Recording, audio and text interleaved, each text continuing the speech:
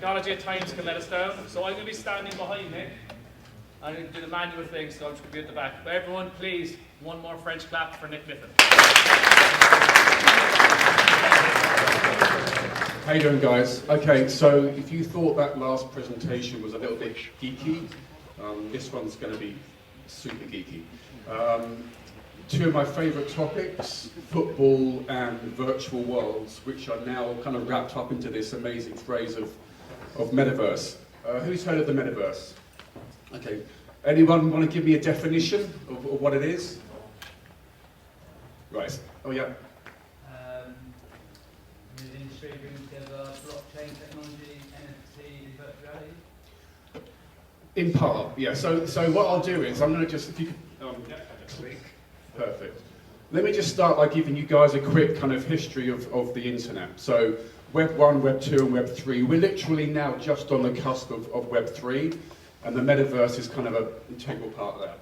So Web 1, the emergence of the internet, AOL, Yahoo, looking at your faces, probably slightly before some of you guys. Asynchronous information. So there was no sense of blogs or content creation. You'd go to a website and you just read it. Okay, so you're just assimilating information one way. Web 2 was essentially mobile internet, where we have this sense of read and write and a platform economy, aggregation of data. So that's the Ubers, the Instagrams, and all that kind of thing.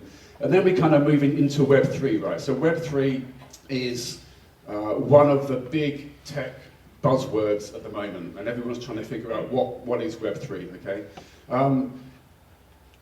And again, I don't even know what half of these things are. I've been trying to figure out what semantic networks are for a long time, still haven't got it. But in essence, where we're going is, in a nutshell, from centralized information to decentralized.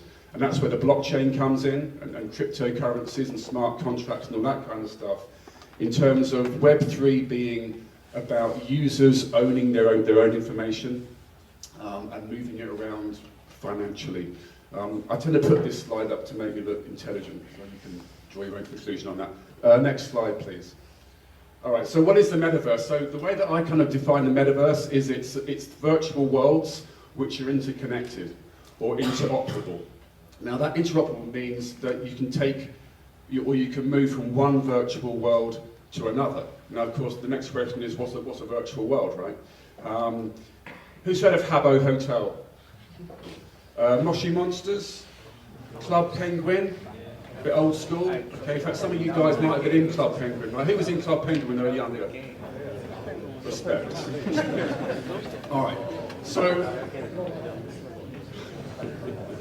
So what are the characteristics for something to be called a virtual world? It has to be 3D, okay? It has to be persistent. And what I mean by that is, if you log in and you're chilling out with your mates, and then you log out, they're still there, okay? The world that you're in, I'll show you, I've got loads of videos coming up. It's persistent. It's not like playing a Nintendo game, when you finish the game and you switch it off, it's dead. So virtual worlds need to be persistent. And absolutely social, and by that, the ability for people to interact person to person by what's called avatars. So avatars are just digital versions of ourselves. Now, interconnectivity or interoperability is the true, sort of the purest definition of what the Metaverse is, and what you'll see in a second is that we're not quite there yet. So we're kind of on this cusp, right? In fact, if you can click the next one, thank you. Okay, cool. So you can kind of slice this whole concept of the Metaverse into one of two categories, either virtual reality or augmented reality. Now, VR, virtual reality, is the big headset. Anyone got a Quest 2 headset or ever seen the sort of the new Facebook headsets, okay? So with virtual reality, when you put the headset on, you're completely immersed inside it. Okay, you change your environment, you're taking this to somewhere completely different. With augmented reality, you're still seeing your real world view. I've got examples, so don't worry about this. You're still seeing your real world view, but it's supplemented or it's augmented with additional information. So what I'm going to cover in this presentation, and thanks again Jason for giving me the invite to speak today, I'm going to show you how VR and AR are evolving in terms of how people watch and consume football, how they interact with it on a fan basis, and then secondly, how those two tech platforms can be used to improve playing or to support this whole idea of playing football. All right, let's go. Thank you, and then one more. Okay, so this is a map of the metaverse as it currently stands today, and there's about 140 different worlds. I won't drag you through this, but roughly speaking, everything on the left, on this side, these are blockchain-based virtual worlds, which is a real growth area in the sector. So virtual worlds are put on blockchains with their own cryptocurrencies. So this is sort of hypergrowth. Everything, so that's Web 3, or moving towards Web 3 on the left. Everything on the right is Web 2, okay? Which is, these are the traditional or the incumbent virtual worlds already in the market. And if you can just press it one more time, thank you. Okay, this is a drill-in. So this is showing Web 2 browser-based virtual worlds. So it's not accessed via a headset, it's accessed actually in a web browser. Now, the bigger the circle, the more users. And I really want to sort of hammer home this point of just how popular this really geeky field of virtual worlds is. Who's heard of Roblox? And I'm starting to sort of kind of suspect a lot of you guys have been growing up in these worlds. So 230 million monthly active users inside Roblox. It's bigger than the populations of the US and the UK combined. Okay, Roblox is an incredible place full of creativity. Over 200 countries represented in it, and I've actually got some clips coming up shortly to show you what this is. But the reason to show this is the future of the metaverse and the future of Web 3 metaverses will be decided by what happens in the Web 2 environment, in terms of where do all these kids who are hanging out in Fortnite, in Minecraft, in Roblox, in the Beto, IMVU, Rec Room, where are they going to go next? Okay, now sport and football as well are two key themes which I'm going to show to you in a second, where VR, possibly more than AR, can really, really do some cool stuff. So if you can just keep flicking through it. Keep going. I won't drag you through these ones. All right, so thank you. The funny thing the tough thing with VR is, I could sit here literally all afternoon and kind of conceptually explain it, and it's not until you put on the headset that you get it. So I've got some let me sort of hold your hands here. So Netflix has a virtual sitting room that's accessed via virtual reality. So you can put on a headset and you can log into your Netflix account, and you can just sit in a virtual environment and watch Netflix, okay? Now the point to this is primarily socialization, because I could be at home in Cambridge, Jason, you could be in Ibiza, and we could both watch the same show in the same virtual space, okay? So if you've kind of got that idea, let's go to the next one, please. So if anyone after this wants to check out what that app's like, just let me know and I'll show you it. But it's super, super cool. You get to choose your viewing angle. You can bring in friends from other places, and it's just meant to be a way to, for VR to essentially just kind of bring people together. The next topic I want to talk about is probably the one that we're, as a company, I run a Metaverse consulting firm, we're doing most of our work, and this is in this idea of virtual stadiums, which is kind of super interesting. So let me kind of break this down. So there's a concept in Metaverse called digital twins, which is recreating a real world building or a place digitally and putting it into the Metaverse. And this is going to just get bigger and bigger and bigger. And what's driving it is things like audiences and marketing. when clubs are looking at where's all the fans, where are the fans at? Well, they're in Roblox, or they're in other virtual worlds. So there's this growing momentum in the market to actually create digital versions of stadiums, okay? Now, it's a virtual home. You know, you have fans of football teams hanging out inside Roblox. If they're given a choice of a stadium to hang out in or to visit, they'll go to the one that they support, right? It's just kind of common sense. Now, the way that the clubs are looking at this, primarily, is on fan engagement. So how can we use new tech or really popular places, like Roblox is, for example, to reach out to our fans, okay? To communicate to the existing fans and give them stuff, and then potentially widen their fan base by appealing to fans in other kind of geos. So fan engagement, super interesting. Rights issues aside and TV licensing deals aside, you know, one obvious use of a virtual stadium is to live stream matches, right? To actually have a virtual screen inside the stadium, and then people show up and they watch it, and I've got some good examples of that. But as you may have already figured out, you know, a real-world stadium has a capacity limit of 40,000, 50,000, 60,000. Virtual stadiums are unlimited in their capacity. So if you can generate a business model that gets lots of people to these virtual stadiums, you can sell 1 million tickets or 1 billion.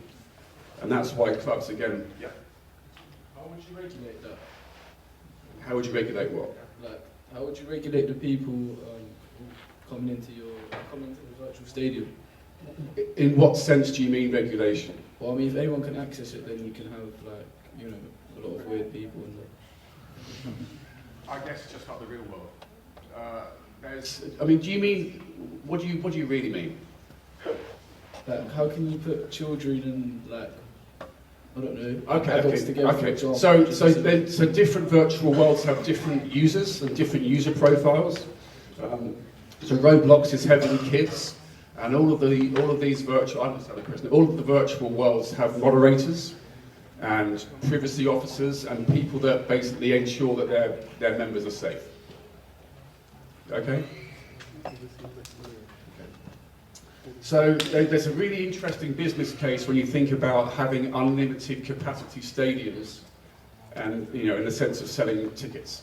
And also, you can choose where you want to sit. So as I said, new revenue streams. There's something else that's even more interesting here, which we kind of go down this rabbit hole, is this concept of virtual stadiums for virtual teams. So not just recreating a virtual version of Anfield, which I'll show you in a second. So this is if you can hit play, thanks. This is a time-lapse video taken inside Roblox, okay? And this is an 11, 12-year-old kid and his mates who thought it'd be a laugh to build Anfield inside Roblox.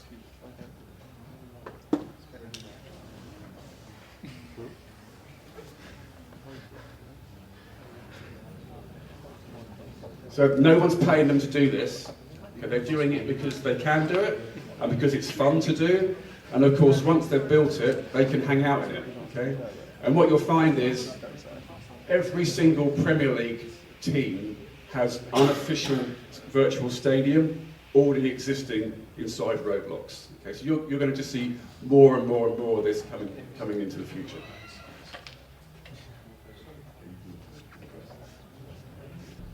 So another little kind of interesting facet that's going to go happening here is this, what we call kind of the Quidditch idea, which is, okay, you've got virtual worlds and then you've got a virtual stadium, and the virtual stadiums can allow people to place virtual sports inside it. So why just limit it to sports that are governed by gravity, like pretty much all of them, right? You could have Quidditch teams. Or, you know, there's people who are actually brainstorming how can we create new sorts of sports that aren't limited by graphics, that can actually be played and watched inside virtual stadiums. So that's something that's a really, really kind of interesting field that's coming through. The next little section here is it's a little bit technical, but it's to do with how you can capture real-world match events. Okay. Now, you go to a Sky Sports match at the moment, and there's probably, I don't know, 7, 8, 9, 10 different camera setups catching all the different angles.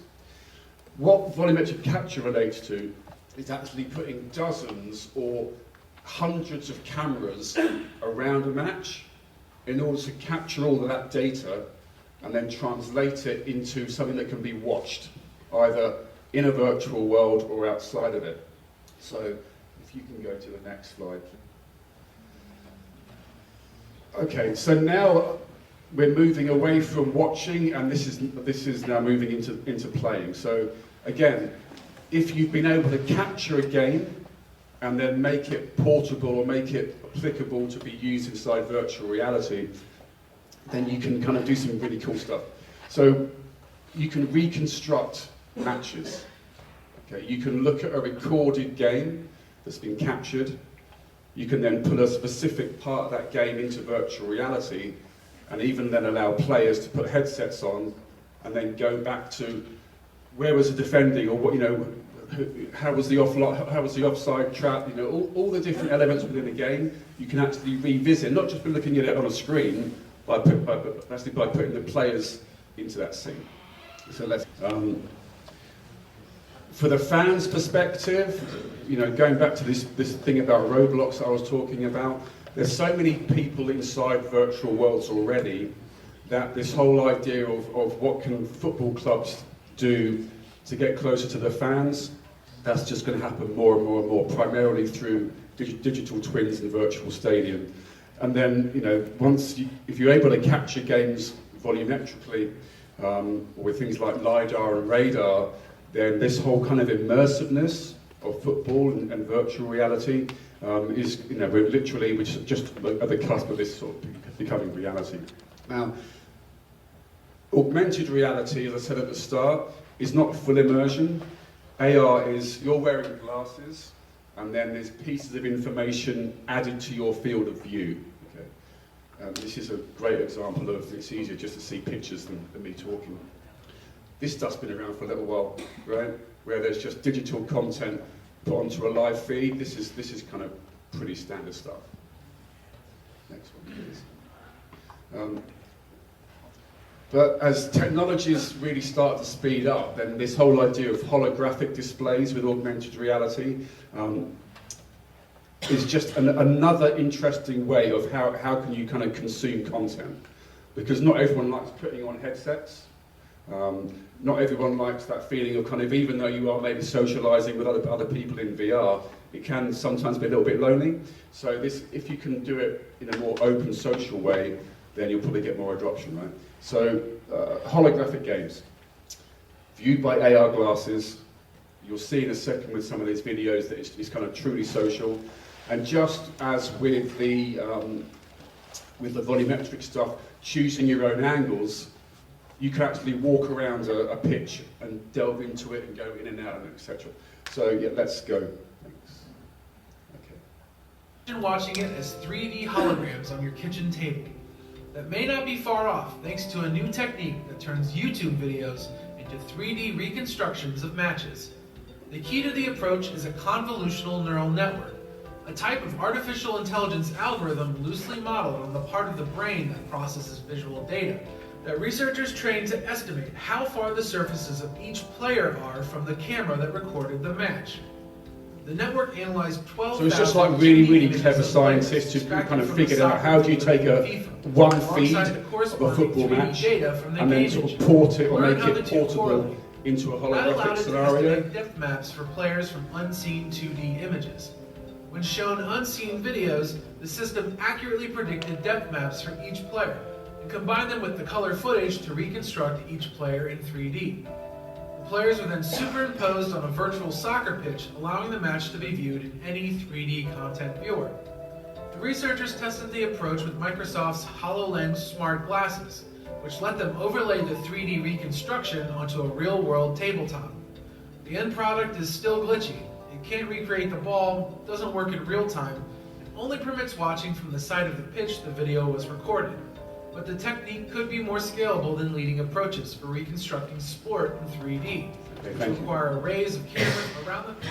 You still with me? All right. This is my last slide. So this is a demo video created by Microsoft. They've got a product called a HoloLens, which is like an enterprise-grade AR headset. And what you'll see in a second was actually, this video is actually about 6 years old, but it's more of a proof of concept. But there's 2 or 3 companies in South Korea who have managed to create headsets that can do this literally today. Okay, so I'm going to leave you with this as this whole kind of metaverse idea, super popular. 440 million people around the world are inside the metaverse. Sport and consuming sport and engaging in sport is one of the driving factors for adoption with the metaverse, because it needs a use case. And you haven't got to convince someone that sport's cool. They already have their clubs that they support, they play football or whatever. So there's some really cool ways that tech companies are trying to sort of promote technology by basing it on sports. So this is the last one.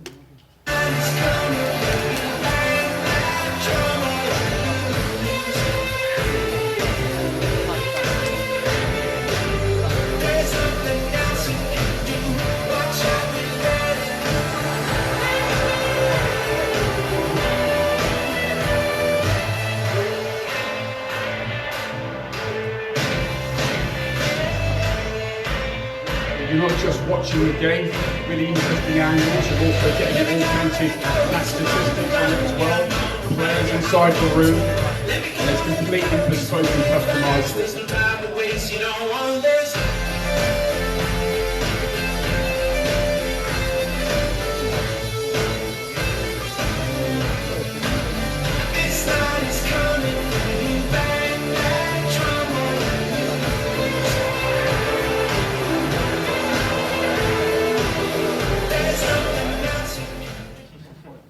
There's more, sorry, I didn't realise there was.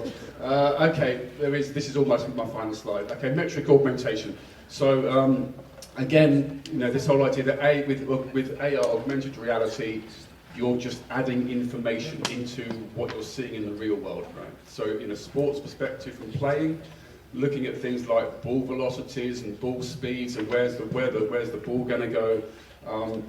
They already do stuff like this in golf, when guys are sort of teeing off, it kind of shows, the path of the ball. That this is going to get more and more popular across a wider range of sports. So if you can just hit it, thanks. Okay, yeah.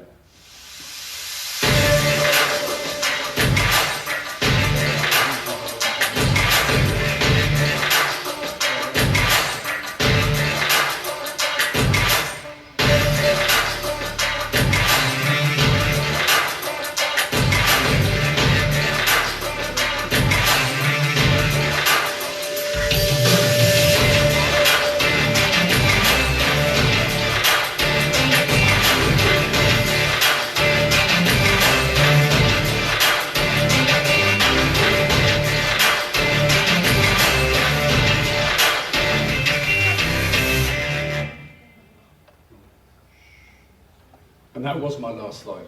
So thank you very much.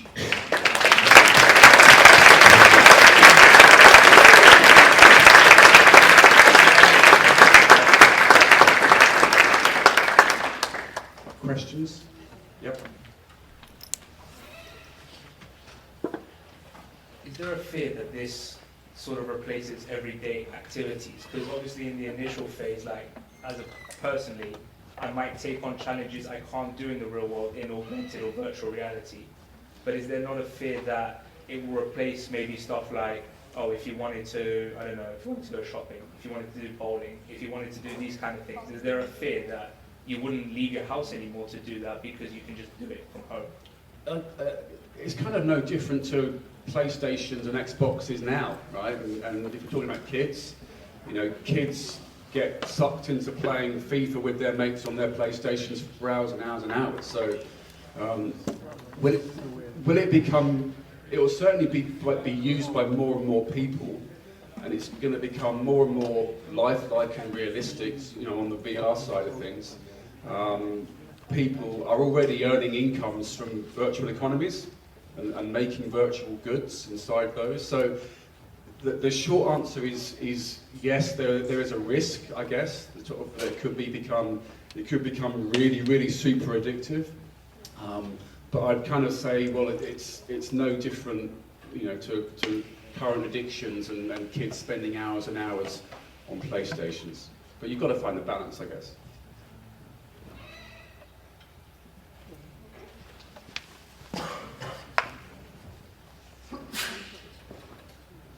Do you think that cryptocurrencies and NFTs will be incorporated into the football metaverse world as well? Yes, unfortunately, with NFTs, I'm not a huge fan of it. I'm not a huge fan of NFTs in their current format. You don't need to have a virtual world operating on a blockchain for it to work. It's like the biggest virtual world is Roblox, which is Web 2, and it'll probably never go on a blockchain. So there's a bit of a, there's different forces at work with respect to the growth in blockchain virtual worlds. Cryptocurrencies absolutely will stay. Absolutely, they have to be. You know, they're a key part of Web3. But NFTs, for me, is just a bit of a passing fad. I wouldn't buy any if I was you. But you think that in some of the videos that you showed us in that kind of metaverse world, you think cryptocurrencies will be used in there? Absolutely, they already are. I mean, from the birth of you know, virtual worlds have been around for years and years and years. You know, I started doing this 15 years ago, and there was virtual currencies, which were effectively cryptocurrencies. You just couldn't take them out of the world. They were in-world currencies. So yeah, crypto's here to stay, whatever you like. And NFTs, I'm not really sold on the business models for those. Yeah.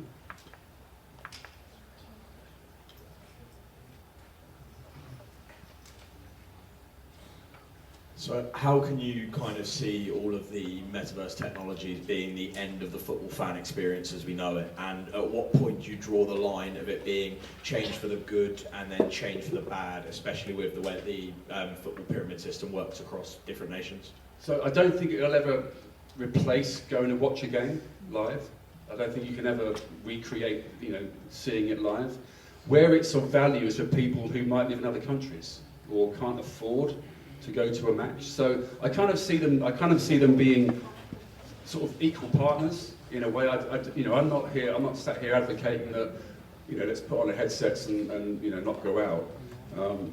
Far from it. But I'm looking at this in terms of how can the technology improve something, or bring fans together, or bring friends together, you know, who might be in different parts of the world.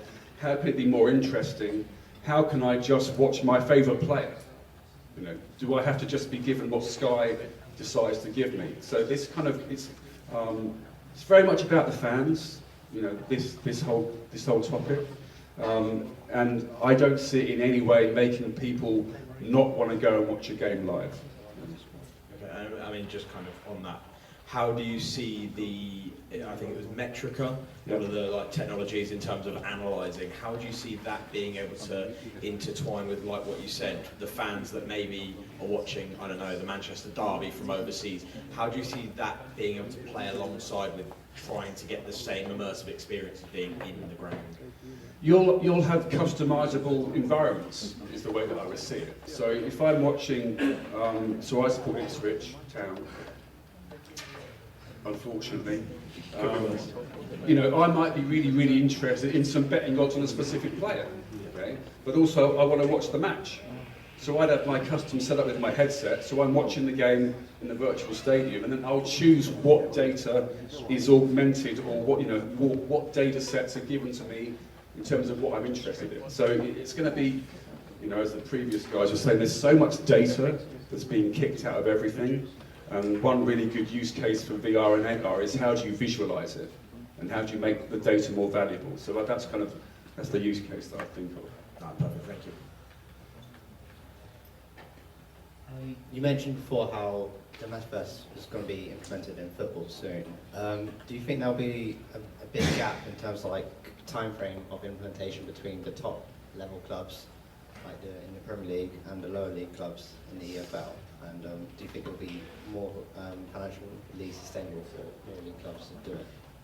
Do you mean, is price a factor in teams creating digital twins of their stadiums? Is that the question? I think more in terms, maybe that as well, but more in terms of demand, because like there's lots more fans for top level clubs, Sure, like okay, Manchester okay. United compared to, for example, Reading. Yeah, so the short answer is absolutely. Okay, so the biggest clubs in the world have got the biggest fan bases, which then transposes into, say, look at Roblox. There'll be more Liverpool fans than Reading fans, and there'll be more Reading fans than Ipswich fans, right?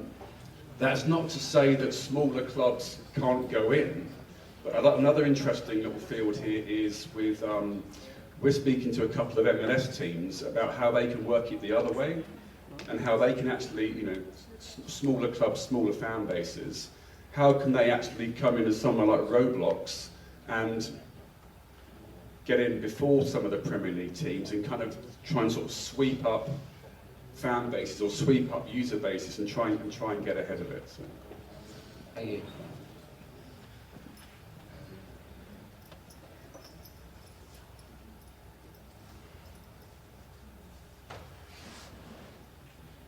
Any fear of this almost becoming like a novelty? Because, for example, it's all good for one time sitting down online with your headset on, watching TV with your mate, but then why not just watch TV with your mate, sort of thing? So when I first got into virtual reality and VR, I had long blonde hair and no kids. 15 years ago, okay, and it was a bit of a novelty back then. The issue with it at that point in time was technology. Okay. Things like latency and screen refreshes and people putting on headsets and feeling sick and dizzy, and there wasn't enough content, blah, blah, blah, blah, blah. Now all of that's kind of caught up now, so also there's literally every single global tech company is investing billions of dollars into this whole metaverse idea. It lives and dies by content, and it lives and dies by the user experience. So no, I think categorically this time around, there's so many different movies. Okay, movies and TV shows, a huge category for the metaverse. Being able to go into a movie scene and actually kind of relive it as a character. So there's the tech has caught up, 5G, AI, screen refresh rates. So I can't really see it going anywhere south. Like it's only really going to go up from here. Okay, great, thank you. Right. Any other questions, anyone? Okay, right, so I think I'll come to my question. It's the same question I've asked every speaker, because as much as we love talking about the past and the current, and the metaverse is obviously not just the future, it's current right now. I think as long as you need to answer this question, what's next for the metaverse in the next 12 and 24 months? What's going to happen? No idea. Or short, so like the answer. Yes. I've got no idea. The metaverse. Okay, I'm being slightly more cheeky. I know you are. It's going to go in different directions. Okay, and I know that you do want to get an answer out of me, but this could take a long time. And so, where people will flock to in the metaverse will be doing things which are enjoyable, or makes them money, or they can do with their friends, or they're learning something out of it. It's entirely down to the use case. Will there be people that spend, significant hours every day with their headset on? Absolutely. And that kind of brings its own set of issues. But where it's ultimately going, and this is kind of more maybe sort of 10 years out, is that there are entire worlds that have been linked together with interoperability that exist in the metaverse. And they could be learning worlds, or they could be, well, there already is, dating worlds, or there's a football world. So there's just going to be more and more and more of these that become more and more compelling and have their own economies. You know, and your point on cryptos, you know, there's going to be people that earn a living by putting on a headset and going into the metaverse, either providing services or consulting or whatever it might be. So it's going to more and more mirror what happens in the real world. And then there's very few jobs that don't need the equivalent inside a virtual world. And there's very, very few pastimes and activities that can't be ported over. Eating and drinking, you know, is one of the things avatars don't need to do inside virtual worlds. But apart from that, we're working with an Italian insurance company that is developing a range of insurance products for avatars. You know, for virtual goods. You know, how do I insure my virtual house from theft? Or how do I ensure that my personal, and someone laughed then, and it does sound kind of weird, but it's coming. How do I ensure my personal virtual reputation inside a virtual world? So it's coming, ready or not. And normally around any sort of innovation around technology, engineering, that kind of chase of ethics and morality and societal benefit is all the discussion. Is there much of a discussion around the metaverse around the impact it actually have on society from a negative perspective, or is it more about just innovate, let's get out? So one of the fields I'm very passionate in and active in is child protection and how you protect children online. And I work with a range of companies in this field. And, you know, the point that I made earlier, I wasn't kind of being flippant. Whatever happens in the real world will happen in the virtual world. You know, you'll have bullies, you'll have people with depression. It's no different. You know, what putting a headset on doesn't do is make all your problems go away. If you've got real world issues, you're going to have the same ones in a virtual world. Okay, so there'll be policing, and there's more research that's got to happen first as well. And we're working with a few research companies in terms of the long-term prolonged use of a headset, as an example. Facebook had some issues, or Meta had some issues a few months ago with a new product where someone complained that they were being groped inside a virtual world. Okay, this is a true story, because they overlooked the issue of what people do with their avatars. Okay, I'll give you a better example. So, Lego are bringing out a virtual world.